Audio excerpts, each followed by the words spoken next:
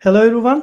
Welcome to today's Revpanda live session. This is Faruk from Revpanda, Chief Revenue Officer, and I have the pleasure to host Alex Tomic. Most of you know him as the founder of Alea and one of the pioneers of the iGaming industry. If you're in iGaming, it is impossible to miss Alex, as he's a thought leader in our industry. You go to an event, he's on the stage. You read an iGaming magazine, guess who is there? If you go to an expo, you'll find him at Alea booth as well. So in today's session, we'll explore his journey in iGaming and insights into our industry. Alex, welcome to Repanda Live, and thank you for taking the time to join us today. I know you're pretty busy with many projects going on, and I really appreciate your time for us today. For those who just have the chance to listen to us for the first time, would you please tell a bit of yourself to our viewers today? So, first of all, thank you for having me and for such a nice presentation. My name is Alexandre Tomic. I'm the founder of Alea. Alea is a company that I founded in 2012. That first was an operator, but I've started in the iGaming industry in 2004 as a white label, also as an affiliate for a long time. And in 2012, I founded Alea in Barcelona, which was an operator first, which was operated Slots Million. In 2015, we made the first virtual reality casino with Slots Million. We had an MGA license, so we first started like everyone else with Curacao, then MGA, then like Leo Vegas back in time, Mr. Green, Vito Slots, everyone. We all wanted to have our UKGC license. We all wanted to have all the licenses, SGL license, etc. So we were a fully licensed, multi-licensed operator running our own platform, having a very singular product. Slots Million was a very, very specific casino. It had a filter. You could filter games by software providers, thematics, and different kinds of features. And also we had this 3D casino. I mean, virtual reality casino. We had 2 or 3 versions of it. We even made a VR slots with Pragmatic Play based on a sugar candy crush team. We were quite innovative and we did a lot of things. And then around 2018, 19, I don't remember very well anymore. No, more 2020 actually, we split the company between B2B, B2C. Charles, my ex-business partner, took over Slots Million, the B2C. I took over the B2B, which, to be honest, back in time was very, very small unit in the company. Slots Million was the main thing. But that's how we decided to part ways. And Alea grew steadily but slowly during COVID 2020, 2021. And the growth really happened in 2023. So we had an exponential growth, especially with the LatAm market. We're probably today the biggest aggregator in LatAm, surely in Brazil. And we are also one of the most robust aggregator today on the market, for 2 main reasons. We've rebuilt completely the system 3 years ago, so it's a new technology, Java, based on the cloud. There's no legacy code. The second reason is because 1.5 years ago, we started doing reverse integrations with all new software providers. So we had probably already done 80, almost 100 integration, all the big ones, Evolution, Playtech, etc. Play and Go. So we learned integrations by integrating their APIs, and we did since 2012 as a B2C with our internal aggregator, which was called Alea Play. We call it Alea Play 1. Now this is Alea Play 2. We completely rebuilt it. And we were like a Babel tower. We were speaking 100 different languages from 100 different software providers that knew more or less what they were doing, even if there was a learning curve, and some of them were more savvy, tech savvy than others. They knew what they were doing. And then when we started integrating smaller software providers, we found out that they were focusing on building great games, but they didn't really know what an API was and how important it was to build this API on a secure, reliable way, especially because since 2017, the stake coming in the market, all the cryptocurrency guys coming in the market, we had a very flourishing ecosystem of hackers coming on the market. So before they were doing DDoS attacks, credit card fraud, and now the new thing was attacking APIs. And after attacking banking APIs, which are quite secure now, you have the 3D secure, you have PCI compliance, you have a lot of things. It's very hard to hack a bank API. They are starting attacking games API, because basically with a game you can produce money, you can produce wins. When you have the wins, you just withdraw them. It's very easy. So basically, that's how we transitioned from being a company that buys and resells games to a company that knows about games and is a game specialist and can advise their customer which game they should take on which market, even for which typology of player, because we have data, we have a lot of data. Through API game keeper, sorry, where we became API specialists for the gaming industry. Absolutely. And two things really, got my attention here, Alex.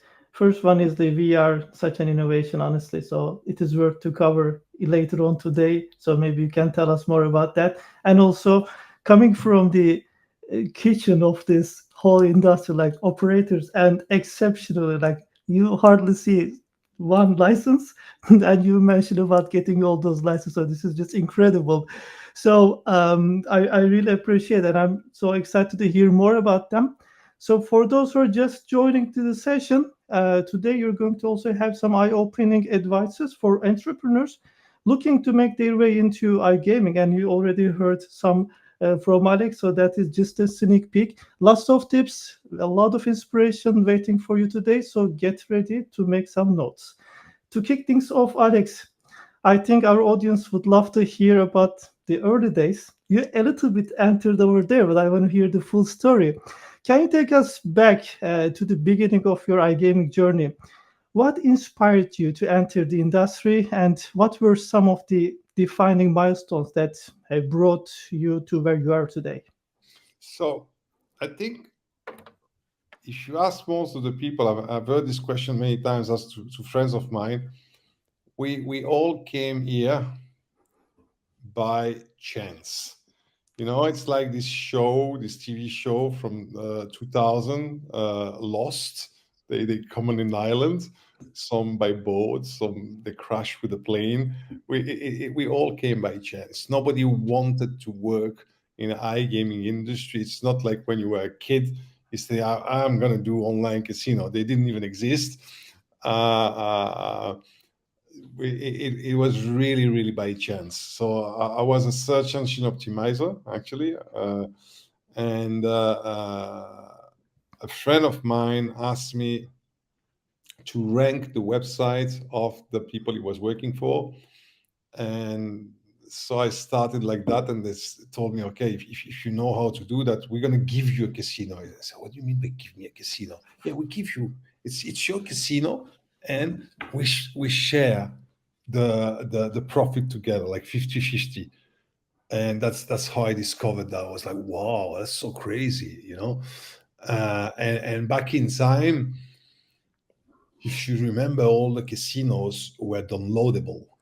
Playtech, Microgaming, RTG, Top Game, 888 had their own software.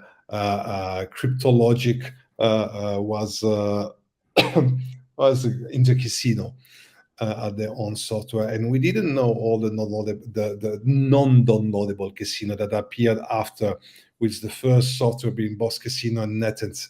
And NetEnt had it wasn't even Flash games; it was Java games, and then they became Flash games, and and then we start seeing casinos that are different software providers. That was something very new. At the beginning, you just had one provider that was doing all the software and everything. So that's basically how it started.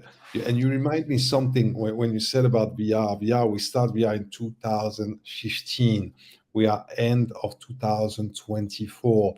I remember talking to a Facebook executive, Sean Ryan, and he told me, look, we were in a party in Ibiza, one of these parties, and Yeah. he told me, look, Alex, it's not going to be 1 or 2 years like you think. It's not going to come in 2016, 17. It's going to be more 7 or 8 years. And I think they invested like 2 years ago, something like, I don't know, 10, 20 billion. I don't remember. It's just a tremendous amount of money. And they continue burning money there. I mean, less than before. But we're almost 10 years after we launched our first VR casino. We launched 2 VR casino and 2 VR slots. We're celebrating it. Let's celebrate. And we're still not there, and we're not going to be there. I see there's a company called Land Vegas that's doing the same thing today. We're still not going to be there in 1 year, neither in 2 years, neither in 3 years. First of all, technology is not there yet, and second, the big barrier we're going to have is that even when it's the technology is going to be there, the VR stores are not going to accept gambling companies, because VR stores are mainly full of kids. Okay, so before gambling companies accept it, VR needs to be mainstream. Give it another 5 years. Nothing happening before 2030, I think. So 15 years, you don't want to be the innovator, the first one. You don't want to be ahead of the curve. It's very Yeah. nice. Everybody's looking at you and telling you, "Wow, you're so innovative. You're so cool, guys. Your product is awesome." Because we were going to the shows and we were demoing the product. The product was live. You could see it. I mean, we had our support agents in Malta that were inside the simulation, and were attending affiliates that were on the affiliate shows in Berlin, etc. And talking to them and playing slots 3D. And when you're playing Starburst and you had a big win, that there was these coins popping out of the giant screen. It was crazy. There's videos of that. People are like hallucinating, because it was really an experience. And people were asking us, "Are you making money with it?" And, no. "Are you going to make money with it?" I don't know. And man, 10 years after, I think we burned like 1.5 million in a couple of years. We never made anything with that, but it was a lot of fun.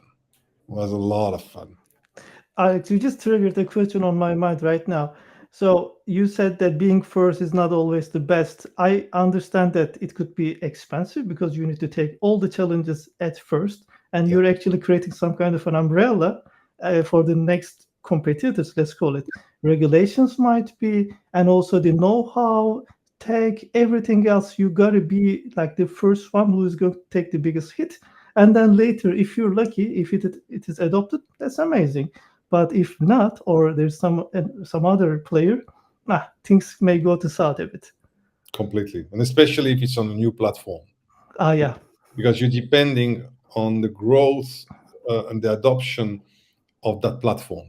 And VIA is a complete new platform. It's Web3, whatever you call it. So yeah, you definitely don't want to be the first one. That's a lesson I've learned. We could have invested that money in other features that would have a very, very good ROI. Uh, at the end of the day, it's okay. We had a lot of fun, we were recognized by the industry. It's a beautiful thing actually to say, to have witnessed and to say is that the industry, despite the fact that we were not making money and they knew it, gave us recognition for that. We won a lot of awards. A lot of people wanted to work with us just because we were doing that. Affiliates wanted to work with us. Software providers were giving us good prices. We were the cool kids on the block, you know. Everybody wanted to do something with us because we were doing something really cool that nobody else would do. Not big companies like Bets and Flutter, whatever their name was back in time, would do. And there's this small company that's investing so much money into such an innovative product, gave us a lot of respect, credibility, reputation in this industry. Amazing. I think those ups and downs taught you a lot, and we have witnessed Alias becoming a major player in iGaming, and also Alea is a reliable partner for many brands now. So, actually, my next question will be about Alia's success story. What is the secret behind, and how did you shape the company's culture and values let's say, consider here for this growth and the innovation in iGaming? So the first Alea, there's two Aleas. There's Alea built in 2012 with my ex-business partner, Charles. And there's the new Alea that we started, I think, in 2019, right pre-COVID, with Charlotte, which is my new co-founder. She was working as CPO in the first Alea, and now she's co-founder and CPO in the second Alea. In the first Alea, I mean, because of the culture we had with my ex-business partner, we were motivated by really money. There was just one KPI: is what is the GGR, what is the EBITDA. Despite that fact, we were innovating. I think because it's in my DNA, and I was pushing the company towards innovation against profitability, to be honest. But we wanted to make money. Today, it's very counterintuitive if you think about it, because we wanted to make. That's what you see when you have two heads, two leaders that are non-aligned. It doesn't produce the results neither that one wants, neither that the other one wants. It's like two legs attached, and you try to run. You put two people together, and you attach the middle leg, and they try to run. They can't run. Okay, it's not about who's right, who's wrong. Yeah, it's just about the fact that we have two non-aligned leaders, and the company is not going anywhere. At the moment we split, what happened is that we say in Alea, now we don't look for money. We just want to stay alive. That we want to stay alive. Okay. We're not looking for big growth. We want to build the best product. But before building the best product, and before thinking of our customers, we want to think about the people that are the closest to us, which are employees. And it's two reasons for that. One could be very humanistic, paternalistic kind of style of company. You know, you want your employees to be happy, etc. Another one that's very business corporate. There's an article, if you Google, that say, "Oh, coffee took over corporate America." Oh, how coffee took over corporate America. So there was these women that were working in a factory, and they asked for a 5-minute break in the morning and free coffee paid by the company. And the boss said, of course not. No way. And finally, the ladies made their voice be heard, and they got what they wanted. And what they found out, and that they were very, very much more productive because of probably the 5-minute break, but the coffee. Okay, and then they were giving free coffee and more free coffee. Okay, so the well-being of your employee. Yeah, let's think very pragmatically. They are your number one asset. And I'm talking like now being very pragmatic and not non-humanistic, being very corporate. They are your asset. They are your number one asset. All right. If you don't, you almost could think like them as a livestock, which is an horrible idea. Okay. But not even go down there, that idea. You see them as livestock. You want them to be healthy, you want them to be happy, you want them to be in a good shape in order to perform. Okay. So we didn't see it that way at all. We saw us as a bunch of people, some of them friends for a couple of years, some of them joined that group. We're not a family. A family is another thing. Family, we link by blood. Okay. And that brother that takes drugs, you still need to support him, whatever he's doing. This is not a family, it's a tribe, which is ruled by meritocracy. Okay. And hierarchy. So there is hierarchy. Okay. There's the heads, we call it CEO, C level, head, managers, executives. Okay, so it's a pyramid. It's a hierarchical pyramid. Okay, and it's ruled by meritocracy. In a family, there's no meritocracy. Brothers takes over cousin. So if the brother is dumb and the cousin is smart, the brother wins. Okay, because of the blood. In a tribe, it's run by meritocracy. So we consider ourselves as a tribe. And as a tribe, we want to play together and we want to have fun. And by putting this as the number one rule, guess what happened? We made a lot of money. So let me take another example. When people are looking for happiness, so when you're young, you look for pleasure. And you understand it's not about pleasure, it's about happiness. You don't want pleasure. Pleasure is like, oh, I got a lot of pleasure, I don't have pleasure, pleasure, not pleasure. It's gonna be alcohol, drugs, sex, whatever. After you say, no, no, no, I want happiness. Happiness is the real thing. And then you understand it's not happiness neither. It's the meaning of life, the truth, call it as you want. Because the worst thing that you can do, and Jordan Peterson explains it much more eloquently than I will do myself now, he says when you're looking for happiness, if you are unhappy, first, you're unhappy. Just because you're unhappy, you're unhappy. But also, you're unhappy because your goal was to be happy. And as you're unhappy and you're not reaching your goal of happiness, you're double unhappy. So you're unhappy because you're unhappy, and you're not happy because you're unhappy. Okay? So it's a terrible thing to look for happiness. And I think it's a terrible thing to aim for money when you're a company. You can aim for products. I want to build the best product. You have a mission. I want to change the world. Let's say Elon Musk wants to bring electric cars to the world or wants to go to Mars. I think it's a terrible, terrible mission.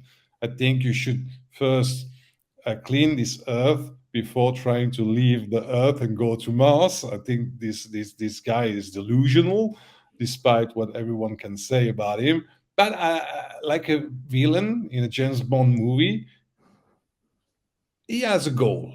Okay, it's very arguable, but he has this goal. Let's go on Mars.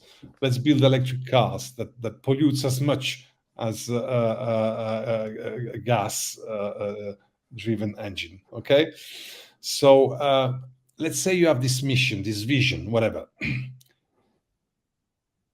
That's one thing. It's very hard in our industry. because we're not here to serve society by delivering gambling. How can you motivate your people, your tribe, and even yourself at a spiritual, existential level, saying, we are here to deliver the best gambling experience? It doesn't work. You need something else. And I've struggled during 2 decades to try to understand that. Or you're very cynical and you don't care and you just think about money. Or you say, okay, look what, we found this play field, this playground. It's called gambling. It's the best we found. Okay, you know why? Because it was easy money. Let's be honest. It was easy. It was an easy game to play. It was an easy game to play. So we're a bunch of people. We want to play together. We found a playground, which was an easy game to play. And let's play and have fun on this playground. Okay? And let's make that the people that are playing with us are going to have fun and going to be happy in their life because they're going to make money, they're going to do fun things, and they're going to make money. Okay? So once you've established these rules, you're definitely going to make money because these people are going to be happy. And if you take care of them, something very interesting happens is that your customers see that you take care of their employee. They understand that you're a good company with good values. They understand that you're going to take care of them too. If you take care of your employees, you're definitely going to take care of your customers. And your employees are going to take care of their customers because they've been taken care by the company. Of course, you need, it's a very controversial subject, but it's a reality. You need to get rid of the bad people. You need to protect that little environment that you have created, this little playground of yours, this little sandbox, and you need to protect it from what I call the psychopaths. When you identify them, you need to get rid of them because they can do a lot of damage to your people. They can do a lot of damage to your customers, but I don't care about the customers at this point. Because before they do damage to the customers, they're going to damage my people, and my people are more important than my customers. That's very important. The people in Alea are more important than the customers. Customers come second. The customer is not the king. The customer doesn't always know what he wants. Okay? So the customer is we're very grateful because they give us their money, and we give them the service that they deserve, the best service they can. But the most important people are the team. And the value, of course, that you bring. Alex, a lot of things to actually comment on my end here. I want to just keep it very short. I'm going to take a look at the article. I love coffee. This is actually one of the main things driving me to work. So that's one thing I'm going to check out. What you said about having fun and making money in the organization, this is something that a lot of companies, a lot of leaders are seeking nowadays. It's not easy. And I never thought about it before. Actually, it really hit me right now. I'm going to think about it. You said about the spiritual and existential level of keeping this going on, especially considering this is gambling.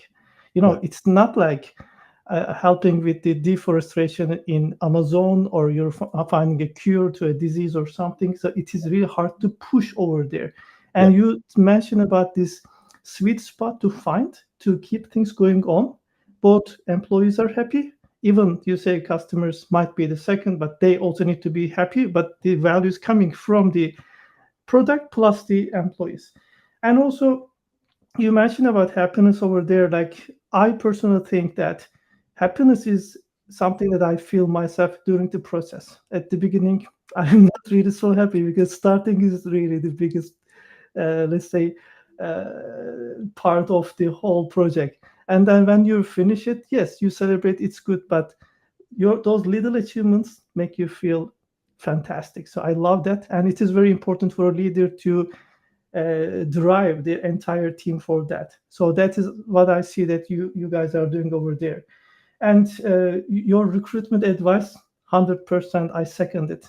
Be slow when you're hiring people, and you gotta be fast to get rid of those you call psychopaths. So it must be, a kind of a golden rule, in my opinion, in the management. Yeah. Um, that drives me to other projects because we talk about Alea already. I know that you're also, an investor. We talk about Alea, but I know that there are some projects that are really exciting. For example, Vegas Legends Yeah. kicked off recently. Can you tell us more about Vegas Legends and any other projects that you feel very excited about? Sure. So I've invested in a lot of gaming companies. I don't remember all of them, to be honest. I remember now two projects. Was Blue Ribbon by Exploited Guys. They develop a jackpot tool, an agnostic jackpot tool that was sold to DraftKings, I think, for 25 million. And Beyond Play, that uh, was bet behind software. So basically, you have a streamer that's betting, and you bet behind the streamer. But the first product they developed was also a jackpot tool, very similar actually to Blue Ribbon. It's an interesting thing that I was investing in these both companies, and that was sold to FanDuel, the competitor of DraftKings, something like 5 years after that. There's a sign there. I think that we as Alea should develop our jackpot tool one day. There's something about that, and other companies like TrueLab. It's a small software provider that they invested in like 1.5 years ago, with people like I think even Montix there. From Soft Swiss and other good people. Um, and but I'm just a minority shareholder there. Now, what we decide to create with my good old friend and now business partner, Bilyan Balinov, who is the co-founder and CEO of Felix Gaming, software provider. He has other ventures also. We decided to create basically an affiliate program that will test all the casino platforms to see which one converts the best, which is the best casino platform. I'm sure you're very familiar with that yourself. As an affiliate, you send traffic here and there, and you see that some platforms are converting very well, but then retention is bad. Some of them are not converting that well, but then retention is good. On some markets, some are good. On some markets, others are not good. So there's many parameters, and you can't just say that platform A is good, platform B is bad. It just, you need to analyze a full scope of their strengths and weakness, okay, and take the best out of them, which gives you a better understanding of what works, what doesn't work, what are the trends per geo, per type of typology of player, VIP players, casual players, etc., which is the best CRM tool. Is it Optimove? Is it Smartico? Is it Fast Track, for example, just to name three of them, for retention, which is the best affiliate tool, because a platform is actually like an aggregator. Instead of aggregating games, it aggregates modules. You can develop everything yourself also. That's what we did in Slots Million. Even the chat, we developed it ourselves, which was stupid if you think about it. We developed the payment gateway. We developed also the game gateway. And now we're focusing on the game gateway because we believe that's the heart of a gaming operation. It is the game gateway. I thought it was a CRM. I think the CRM can be done by other companies and very well by the three companies I've just cited before. They all, the three of them are very good. The game gateway should, it's a very specific thing to our industry to understand the bet, the wins, the retry, the rollbacks, the reconciliation, all this API, sorry, mechanics is very complex. So what we're doing in Vegas Legends, we first of all we're trying to build powerful brands, okay, like Tiki Casino, like Roman Casino, like Talismania. We are buying some really good domains. We're working with companies. Uh, uh, I won't name all of them, but we're working with companies that are putting a lot of efforts to create the brands with us, okay, because it's on their side. So and we're quite happy with these collaborations, to be honest. But we see things, and we see, for example, again, without naming anyone, that they're white labels, and we have a secret sauce. We put our secret sauce in all of these white labels. We have specific bonus engines there, uh, specific mechanics there, etc., etc. And what we see is some of them are tremendously good at conversion, uh, but are really weak on retention, and some others are not that good on conversion and extremely good on retention. And all that's I find it fascinating because at some point, and we had this conversation many times with my business partner Billion, we want to build a platform. I don't see Alea reselling a platform. We just opened Alea. So Alea Play is the game gateway. We opened Alea Pay, which is the payment solution. We're going to resell banking solution. We're going to resell acquiring solutions. But I don't see myself reselling a platform. I don't want to resell a platform. But what I want to do, I want to run a casino. And why do I want to run again a casino, like a run casino back in time? Because you touch the players, because you feel what they like. You can see, you tweak it here, conversion, you tweak it here. You can see everything that's what's happening on the playground. And you need it as a B2B. You need the data. You can't, I don't believe in B2Bs being B2Bs without being or having been operators before, because you can't understand the problematic of your customer. And I need to play with, first of all, it's fun. I mean, running a casino is one of the most exciting thing you can do. B2B compared to that is boring, to be honest. Running a casino is like driving a Ferrari. Running a B2B is like being in a bus. Everything's slow. It's like a boat. You do things, and I saw it in Alea. We're doing a couple of millions of GGR, and now we 100,000 of million GGR. It took time. It's a boat. You do that, and then you wait 1-2 years, and it shifts. On a casino, you see it week by week, day by day. You put this little change in the bonus the day after, it goes up. Or you have all the bonus abusers that come and they fuck you up 1 million. You lost 1 million in 1 week. It happened to me back in time. So running a B2C operation is so exciting. It's so refreshing. You see exactly what's happening. So that's what we want to do, and we want to do it with the best platform providers out there. So I can name them now. I think SoftBet is one of them. It's a really very good platform. Very talented people got there in a so short amount of time, 8 years. Yeah. They build an empire, and they build an extremely good product.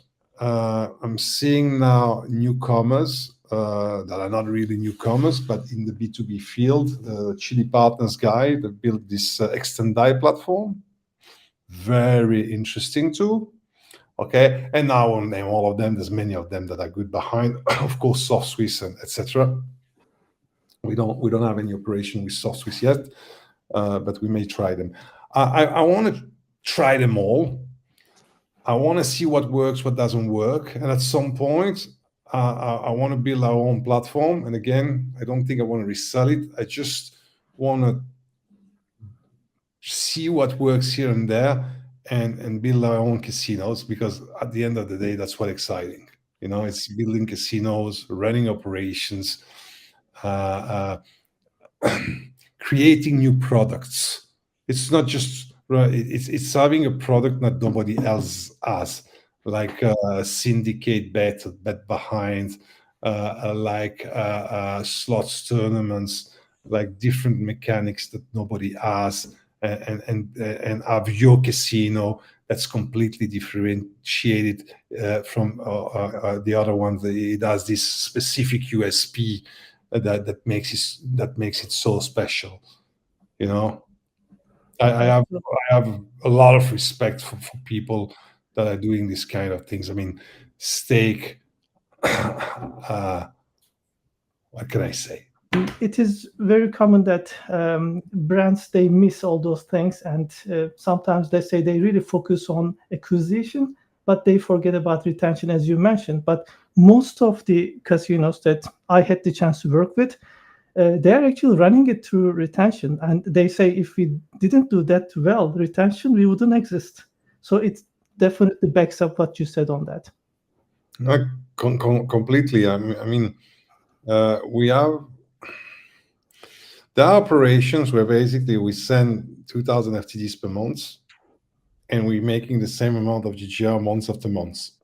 So there's obviously something wrong with the retention. Okay, and there are operations where we send 2,000 FTD the first month, we stop sending, and the GGR is growing. Okay, so what do we know about the second type of operation? Two things. First of all, okay, the bonus. Let's say we have the basics. The website is running, has the right games, has the right payment methods, etc., etc. Okay, the CRM tool is very important. I like Smart Eco. These guys are in Sofia, in Bulgaria.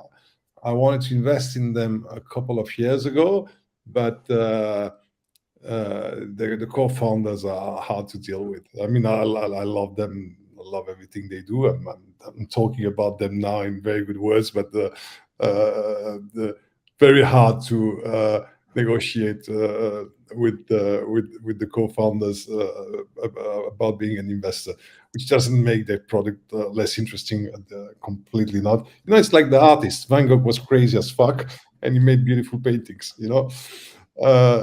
So I really like Smartico as a CRM tool, and so you need to have a good CRM tool, and you need to have a good CRM team. That's for retention, and you need one thing that 888 people from 888 taught me, and it was fuck, I forgot his name now. He was working for Bet Construct. He's not anymore. Vahe. Vahe told me one thing, a customer support. And when we talk about customer support, we talk about people calling people, like customer support on the phone, like they call the players and they stay on the call with the player while the player is playing. It's not just, hey, how you doing? I got a bonus. Hey, how you doing? I see you're playing this slot. Are you enjoying? Oh, you got a win. Oh, that's nice. Oh, so you're playing €1 per spin on Gonzo. How's your day going? What have you done today? Blah blah. And they stay on the phone with them while they're playing. They just accompany them.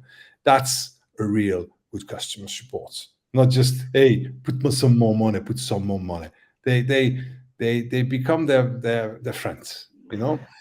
And on some of my operations back in time, we had this kind of customer support, which was cold, 100% call based, our outbound calls, uh, best player value ever. I mean, just in top of my head, 2,500 players, 1.7 million GGR. 2,500 players, 1.7 million GGR, 3 million deposits. Just some numbers to give you for any professional that knows their shit listening to this podcast. They should know what does that mean. 2,500 players, 3.2, 3.3 million deposit, 1.7 million GGR. It's crazy. Absolutely, absolutely. I was just about to ask you, Alex, about scaling up this approach, honestly, because you mentioned about 2,500. Is it limited to loyalty programs or VIP, or how do you segment it? Like, who do you call? So we just decided.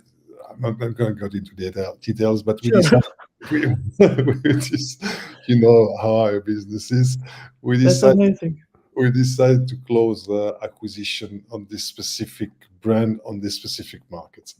Yeah, yeah, but genius idea. I think it is the power of personalization here and good timing and also assisting guiding the players along the way and creating something more personal and having a community over there rather than just constantly doing this sales approach, try to market something and get their deposit. So I think that is the thing added value over there.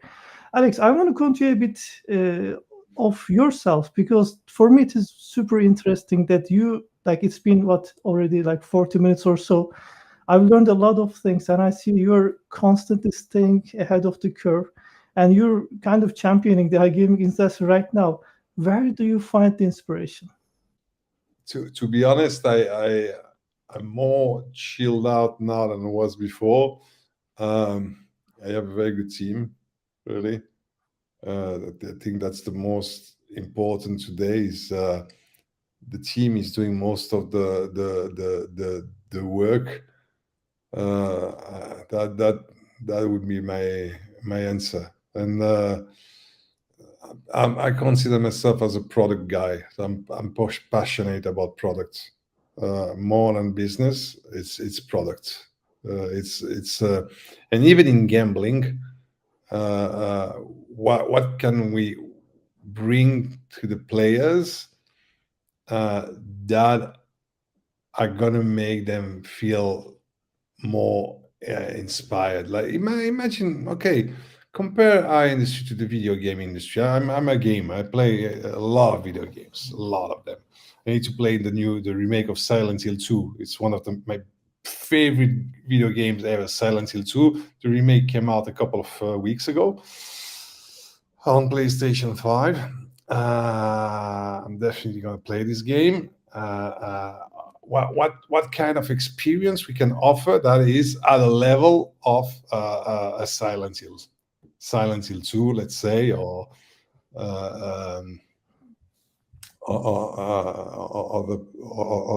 other games like BioShock or I don't have them now on the top of my head, but like some gems, that you play and you're like, wow. And we can do the same in the gaming industry. Let's talk about this year, particularly 2024, Alex. There has been some, highs or some challenges in the market, and we are almost wrapping up the year. It is November, and when we look back, what do you see as the biggest highlights and challenges in the industry that we faced this year? You could ask me the same question every year. I would answer the same thing. It's regulation. Regulations. uh, one of the reasons why I went from B2B to B2C from B2C to B2B, and today we're running white labels and not B2Cs on our own licenses because of regulation. At some point, I think 70% of our development and product resources as a B2C were going towards regulation. We couldn't innovate anymore. It was 2017, after we built the virtual reality casino. We had to stop any innovation because we just couldn't. We had to develop all the features, AML feature, anti-money laundering, responsible gaming feature, etc., etc., etc., that the UKGC was asking us. So regulation, because of the amount of resources you need to bring inside the company, the number of people, the amount of people, because of the development you need to do in product and tech,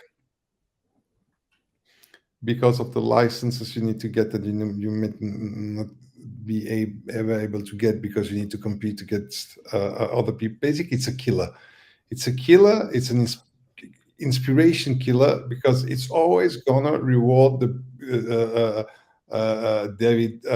Goliath against David. Okay, always. Regulation is always gonna beneficiate to the big ones, not to the small ones. And who is innovating? The small ones. Okay, so and we've seen so many times. I mean, UKGC is an example of that. The German regulator too. Non-understanding of what gambling is, what the market is, and pulling out rules that are completely ridiculous, that don't even protect players. Sometimes they just throw players towards the illegal offer. There's so many political games. So regulation will always be our number one challenge, I think. I mean, hackers, of course, but hackers, we can protect ourselves from hackers. Okay, it's they try to hack, and we build product in order to not being hacked. But regulator, seriously.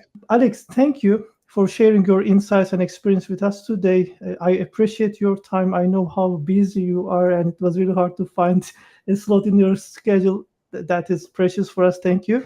And you can just go ahead and maybe write Alex on LinkedIn if you would like to get to know more of those things that he mentioned.